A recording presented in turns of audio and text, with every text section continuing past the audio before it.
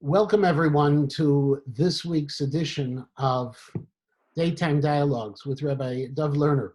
It's a pleasure to welcome back Rabbi Lerner to KINS. And I guess this is one of those nice things that happens in times of crisis. We get to reconnect because the connections between people are so very important. And I thank Rabbi Lerner for taking some time out of his busy schedule, both at Yeshiva University, where he serves as a scholar in the Strauss Center, and also from his synagogue, where he is now the senior rabbi. Without any further ado, Rabbi Lerner, so tell me, how's the family? How are things going along? Thank God we're good. I mentioned to you in the green room before we started that this is fantastic. I haven't worn trousers in 2 months. I feel like this is my ideal. I'm still wearing cufflinks, though, in case anybody's concerned. We're doing well. I can see the names of the attendees on the side, and it's lovely to see all your names. And please God, someday soon, I'll see your faces and we'll see each other in person. We're doing well. It's a difficult time, as I'm sure everybody feels and knows. The community itself has been hit by this in different ways. We have been fortunate not to have any members themselves pass away, but we've had a lot of family members, brothers, sisters, parents. It's been weighing on people.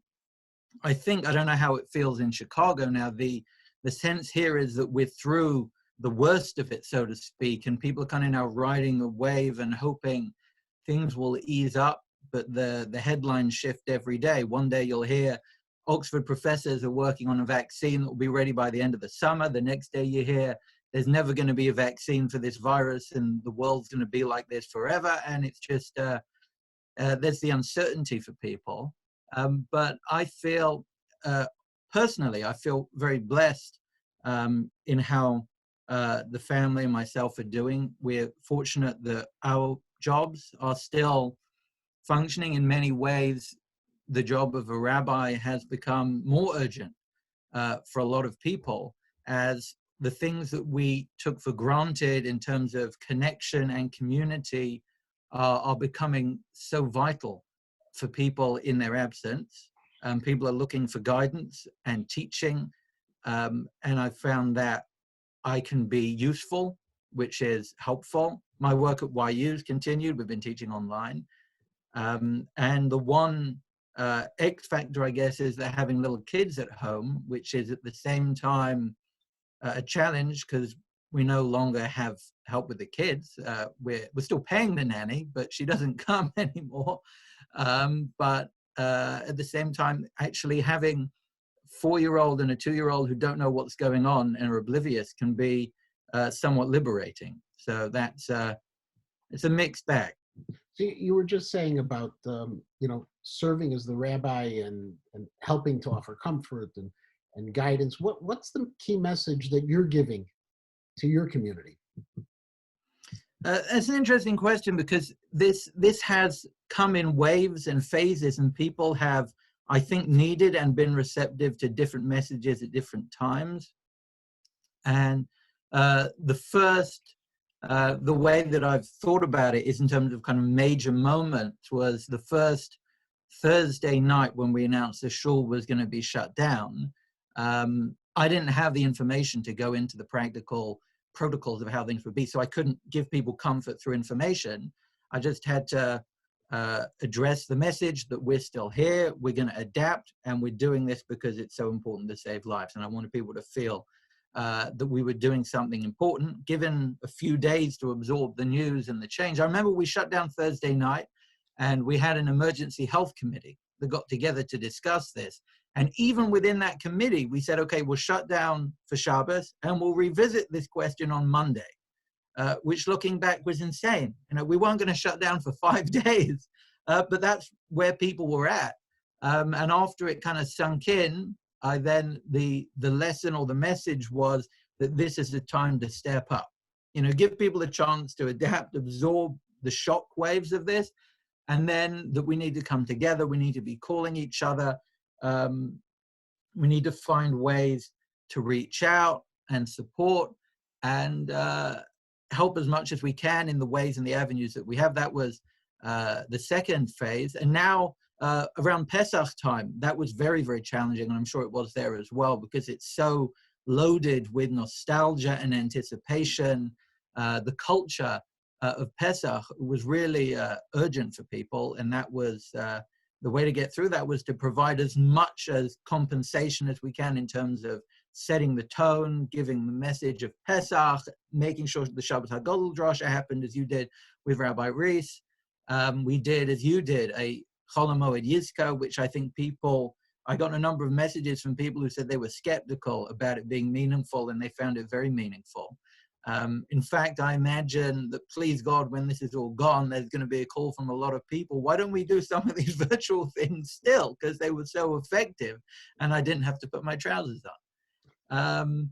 So that was Pesach. And now after Pesach, we're in a moment where people feel like we made it. You know, Pesach was the big hill, independent of the medical question. The personal question, are we going to make it through 3 days of Yom Tov? Are we going to make it through 8 days of Pesach? And we kind of made it over the hill. And the message at that point was, hold the line. We're not done. We got to hold in this. And it's, even though it's invisible and we can't see it, and we, please God, all feel healthy, we got to hold on. And now I've got to figure out where we're at now, because people are talking about easing restrictions. People are getting impatient. And I've got to try to navigate how to articulate a message both of, yes, this is getting better, there are still people who are suffering, and how the shul is going to adapt. I saw that the Chinek rabbis put a letter out yesterday saying that everybody chill out, we're not changing our policy. It could be the cinema opens before us, but we care about life more than public policy and the economists may. So we're going to have to navigate that.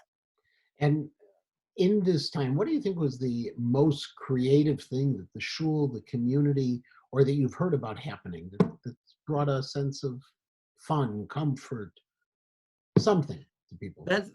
It's also a good question. It's a challenge. When this started, again, people seem to have adapted. I think I used Zoom once in my life before this happened, and that's because I had to have a meeting with people in Chicago, actually, for the university. Otherwise, I'm sure most people on here never used it before. We had to adapt. Well, at least the old people like you, I've been using Zoom for a couple of years already. Oh, really? Yes, of course. There you go. But I also downloaded Netflix, so there are lots of things we're learning. Also been using it. Say again? I've also been using that for a while, yeah. Yeah, me too, but I couldn't admit it, otherwise I wouldn't have got the job. So I've downloaded it now. I've personally enjoyed using PowerPoint, and for years I've felt that the Reform community is at a huge advantage, because when it comes to Shabbos, it's, you know, it's trope, it's colloquial that the rabbi's drasha is a good time to have a nap. And of course, often being the one speaking, it's hard to identify, but there are times when I've visited my in-laws or other places, and it's a good time to nap. And I've often been envious that Reform shuls can use microphones, can use musical interludes, can use videos, PowerPoints, and you know, we're just at a disadvantage that we can't use that. And now that's been unleashed. Of course, it takes a huge amount of preparation to do that kind of thing, but I found that engaging and helpful for people. My wife, Miriam, who's now teaching at a school in the Five Towns, she said that on Yom HaAtzmaut, they had a car parade where the teachers all got in their cars and they drove around the neighborhood. They had the addresses of all the students, which I hope is legal. And they drove around to all the houses with flags, and they got the kids to come out on the lawn and dance, and took a photo of them. And I thought that was very creative. And the shul here actually is planning to do that for Lag BaOmer. And we've got, as I said, the youth director who kind of manages all these things, and I kind of show up and do what I'm told and engage on the level that I'm asked to. But I think that's creative for people. But I've been so surprised how much Zoom has given people a connection. What we've tried to do, 9:15 every night, we have a shul mariv, which of course is not a minyan mariv, but it's a Marv, and there are nights when we'll have 60 people, and there are nights where we'll have 9 people. Sunday night, I've noticed, is the lowest attendance. I don't know if that's because it's Sunday night, no one's going anywhere, but people are, I know, movies, people are getting ready for work. I'm not sure what it is. But just having 15 minutes a day when people come together, and after we finish Marv, we do a Mishaberach for doctors, we do Yiratzon for those who are sick, and then I open the floor, say, yeah, anyone got anything they want to share that's on their mind. We've had conversations about Fauda, which I had to explore myself, which gave me nightmares for a couple of weeks. And we had a young man who just got sworn into the Israeli army last Thursday. So his father was on, we were talking through the process. He just got his M16 yesterday. So it's very hard. And the thing that I'm really struggling with now, which maybe this is not the forum to kind of discuss this, but since you're here, I'll ask you, is that shuls that are further to the right have operated for a long time as minion factories to some degree. They're functional places. It's not necessarily a place where you have connection. It's a resource where you come so that you can fulfill obligation. And as shuls begin to open up, that's what we're all going to have to be. We're all going to be a place where we don't really talk to each other because we don't want to make people get too close to each other. We're not really going to have Kiddush. We're going to daven in separate aisles, far away. We're going to have one person davening, one person doing Hagbah Glila and the Aliyahs. It's going to be very functional. And a lot of the cultural power that shuls have to forge connection is going to be missing. And I know a lot of people here who've said, you know what, I wish we could just stay shut until there was a Shabbos, we could come back and we could mourn the losses and we could count our blessings. We would have a big Hallel and a big Kiddush and just be back. And it's just not going to be like that. No, and I think Zoom in many ways is filling that void to the extent that it can. But that's going to be a challenge going forward.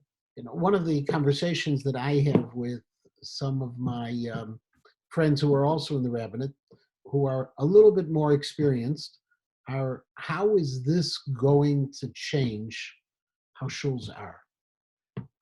Are we going to, for example, some of the leniencies that we've been applying, is this going to hurt shuls in the future? Tonight is the last night to say Kiddush Levana. Kiddush Levana has always been a shul thing. You do after Marav, Motzei Shabbos. And if you're stuck, you do it on your own. And now we're telling everybody, do it on your own. In fact, one of the things that we do and in terms of our shiurim is something called 3 minutes of halacha. The one I shared just today, it talks about a conversation I had with Rav Schechter yesterday on saying Kiddush Levana. He was told the story. He was walking down the street with his wife this past week. They were getting a little bit of fresh air one evening. He realized he hadn't said Kiddush Levana. He stopped. He said Kiddush Levana. And he said Shalom Aleichem to his wife 3 times because she was present, and that's the way you can do it. And all of a sudden, we lose what had been. It's good to say Shalom Aleichem to your wife, but we lose. 3 times nonetheless. 3 times. It plays it a little safer, but it loses some of the functioning, and even Mechiras Chametz, where there are some shuls around the country where you have to come and see the rabbi, and it's part of the protocol, as opposed to at KINS where you could have sent things in. Well, this time nobody saw anything. Will it change those relationships and those things? Have you had those same conversations? Is that something you're thinking about? Yeah, it's something that I'm conscious of. A lot of the halachic matters are, I am, as I'm sure many are over the country, deferring to the big hitters on these things, including many calls I've had with yourself. And I should note for those who are listening that Rabbi Matanki has been a invaluable resource to me. I've called him tens, if not hundreds of times since I started in this post, concentrated around pastoral questions, holidays, issues that, of course, I've been witnessing for years, but not really had to think about implementing. Questions that are thrown at me all the time. And Rabbi Matangi has been a very, very helpful resource for me.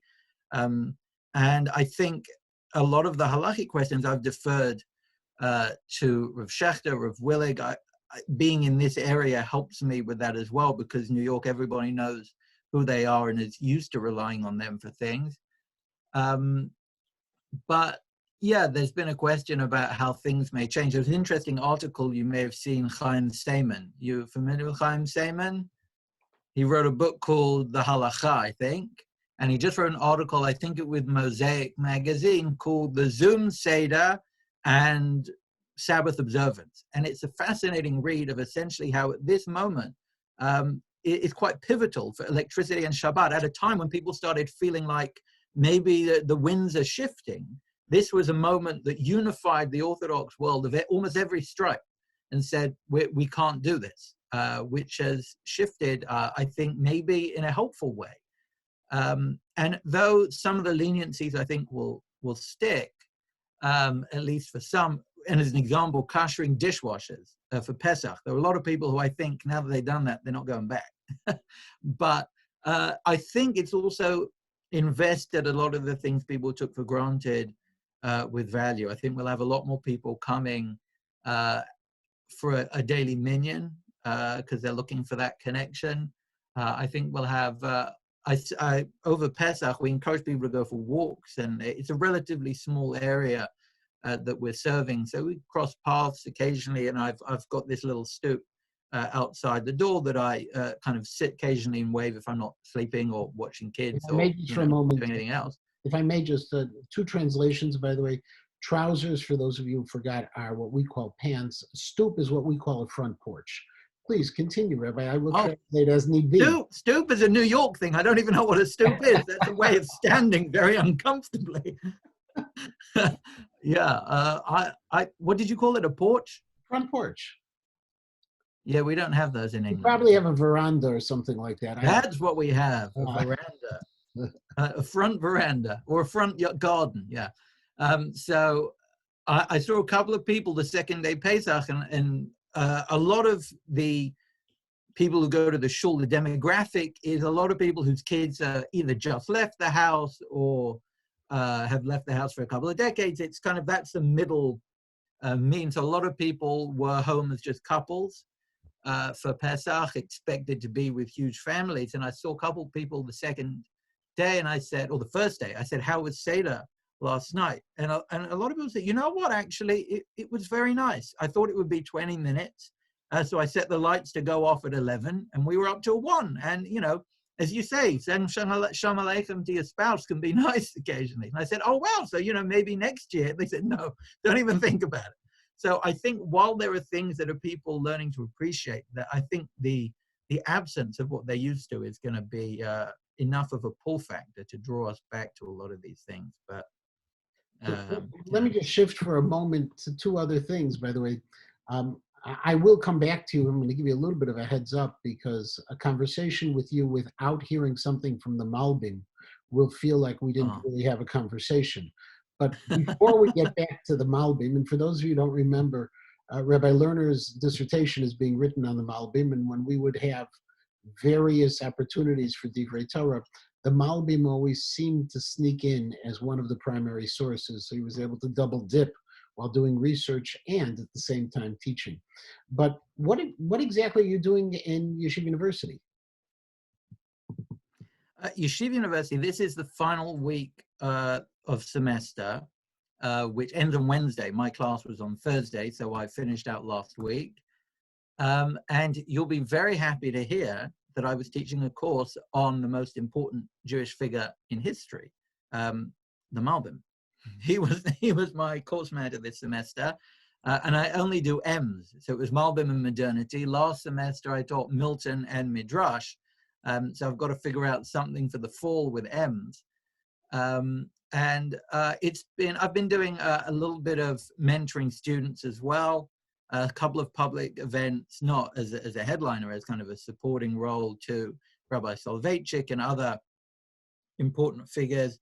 We've had seminars with the group of Strauss scholars.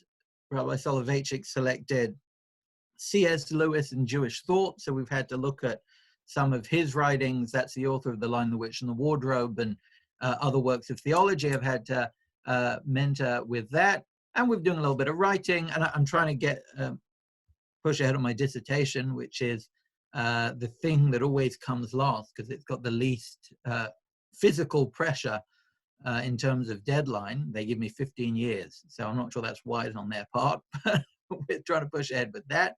And as I say, a portion of the day is taken up with childcare, so that limits that as well. But YU has been, it's been frankly a wonderful thing. I've had access, I've had conversations with Roshech in the elevator, and at one point before Pesach, I needed to have a conversation with him, and I called you to call him because, you know, I don't feel comfortable just calling up Roshech. But if I see him in the elevator, I'll have a conversation.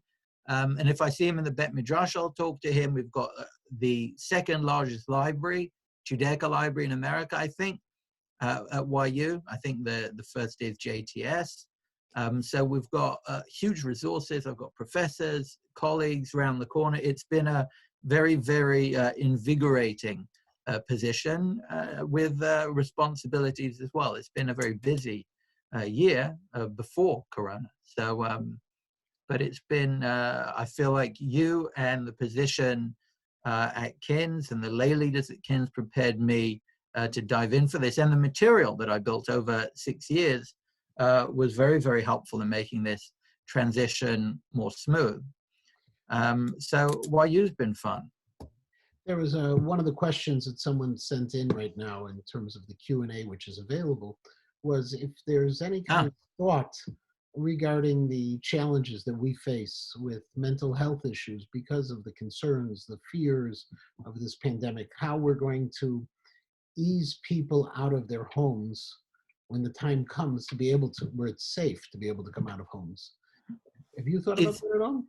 Yeah, it's a good question, and it's a difficult one because a lot of focus at the moment is how to hold people in who are desperate to get out. But as you say, I'm not sure who asked the question, but there are a number of people who I think, even if this was declared over and there was a vaccine, we would have to try to draw them out. There are people who are very scared. I saw a news headline this morning. They're doing polls. I'm not sure why they're doing public polls on questions about when cinemas should be open. Really, that should be up to experts. I guess they just want to take the temperature of the public. And overwhelmingly, people think things are opening up too fast, which is not the sense you get when you talk to people generally, or you see other headlines. You get the sense that, you know, people are desperate and we try to hold it together. And the majority of people think this is too fast and they don't want to get out. So that's a good question. One of the things I forgot to mention, actually, the most attended Zoom thing that we offer through the shul has nothing to do with me, is once a week, Thursday night, we have a health Q&A update. We have a number of physicians in the shul, some of whom are involved with pulmonology, have been on the front lines, and have essentially, we've said, send in your questions in advance, and then the president of the shul moderates the questions between the doctors. We're at a point now where most of the questions have been asked. For the last 3 weeks, we've had, do I have to wipe down my vegetables when they come in the house? At some point, we're going to have to move on from that question. But we've had in the 3 digits of people attending that. And I think one of the doctors is a psychiatrist, a psychologist, to try and address the mental health angle. People who are in the health industries are going to have a lot of residual trauma in terms of statistically more likely. But it's going to be very difficult to get people to come out, certainly before a vaccine. And I think I'm trying, at the moment, people are trying to prepare congregations for being in this holding pattern for months. And people are saying months to try and not say year. But it looks like it could be like this for a while. It's going to be very difficult. And I think people are going to need to speak to people, whether it's counseling or social workers. I think people should be open to the possibility. This is a time I think people are becoming vulnerable in ways they never imagined themselves. There are people who are used to having a lot of resources fiscally, whose client base disappeared, or whose stock disappeared, or whose job disappeared. And I think they are very reluctant to come and ask for help. The neighborhood here, again, on average is quite well off. And I think it's very difficult for people to ask if they need help. And I think financially that's true, but I think that's also true psychologically. There are a lot of people who define themselves on the confidence to persevere. And I think it's going to be very helpful to people to try and open up if they want to have a conversation. And as a community, I'm sure Chicago, with the tens of Chesed organizations, there will be an army of volunteers and people to assist people through this. And I think people should take advantage and not think, oh, it's not for me, it's for someone who's really in need. I think the definition of need is shifting, and people need to be open to that. We have next week, by the way, for those who are listening and watching, and for those who are getting the emails, we also will be having this kind of conversation with Dr. David Pelkovitz. The idea that the mental health concern is significant. On the other hand, let me just shift a little bit. Have you been in touch with the OU or any of the other national organizations talking about next steps? It's also a good question. I'm waiting for the not good question. Maybe you want to suggest one, because each one has been good so far. I had the same response actually at my interview here. They Saturday night after the Prober Shabbos, they had a panel, Miriam and myself, and the whole shul, and they asked questions. And every question I said, good question. And someone said, are they all good questions? Well, yeah, let's say they are. But that was a good question. It's a challenge. Again, I'm not going to pick up the phone and call the head of the OU. Part of me may be naive, hopes that there are, again, an army of people who are paid to think ahead, who are not dealing with the day-to-day pastoral concerns of financial aid and people getting buried. And I'm hoping there are people who are sitting in their offices who usually plan Shabbatons, who are thinking, okay, let's see if we can help on this. So that's one. The other thing, I'm on a couple of WhatsApp groups with a group of rabbis, and I put a question out there last night for people, which I didn't hear back from. And it's very difficult for people. They talk about this in politics. When I became a citizen of the United States, one of the questions I had to answer was, how many members are there to the president's cabinet? And I challenge all of you listening to answer that question. I won't put you under pressure, and I may get it wrong, but at the time it was 13 members of the president's cabinet. And a couple of years ago, there was a debate about whether to introduce another secretary, which would have been the secretary of the future. And it sounded like a ridiculous thing, like the Space Force in the army. But the whole point is politics operates on the next election. How do I get reelected in 4 years or 6 years? You're a senator, 2 years, you're a congressman. But no one's thinking about what's best for the country over the next 30 years, because that's not in their interest.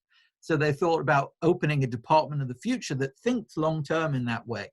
And as a rabbi, it's also, I'm not thinking about an election. But the pressures of a rabbi operate on a weekly, if not, holiday cycle. And it's very hard to think ahead, when this opens up. So there are people. Well, I'm going to interrupt just for a moment. That's part of the reason why, for example, in the CRC, we've planned a whole Shavuos program where people can sign up to learn. We want to make a siyum for Tanakh. We want to make a siyum for Mishnayot. There's going to be a series of lectures from the synagogue rabbis. There'll be a public celebration. All of it's on the KINS website. And I do want to assure you, Rabbi, because we are coming up to the close of this session, the OU, for example, does have a group of people who are planning. It's consulting with CDC and medical experts in this area of what will be the next step. And it is entirely possible Shavuos, we know, will still be an unusual Shavuos. Yom Noraim may be different because it's still before anyone projects there would be a vaccine, but there will be some kind of Yom Noraim that we will have to address. And so those planning stages are happening. It's interesting. We think sometimes of New York being this big monster of Jewish life, and everything you're sharing with us, as wonderful as they are, reminds me that everything's about neighborhoods and small communities. And so you have your small community, we have, thank God, our small community. We're all trying to work together. I really just want to close and thank you for your time, because it's been a pleasure. As someone noted on the Q&A, it's good to be together with you again, to have you sitting alongside, even though it's virtual, And I hope that you and Miriam and the girls will visit us soon. We may have to arrange a masterful Malbim Malava Malka. Are those enough? Oh, good one. Okay, so that you'll be able to join us. We'll have to keep on thinking. The M for me is a little bit easier, by the way, Oh, that's true. but we'll figure something out. I thank you so much for your time. I want to remind everyone at the very same time that next week we do have a very, very special opportunity to listen to Dr. David Pelkovitz. He's going to be talking about not just crisis, but also talking about the idea of how to maintain positivity and happiness in times of crisis. Rabbi Lerner, thank you so Thank much you. for joining us. I look forward to seeing everyone soon in person, and if not, on one of our various virtual formats. Next week at noon will be Dr. David Pelkovitz. Thank you so much. Bye-bye. Thank you.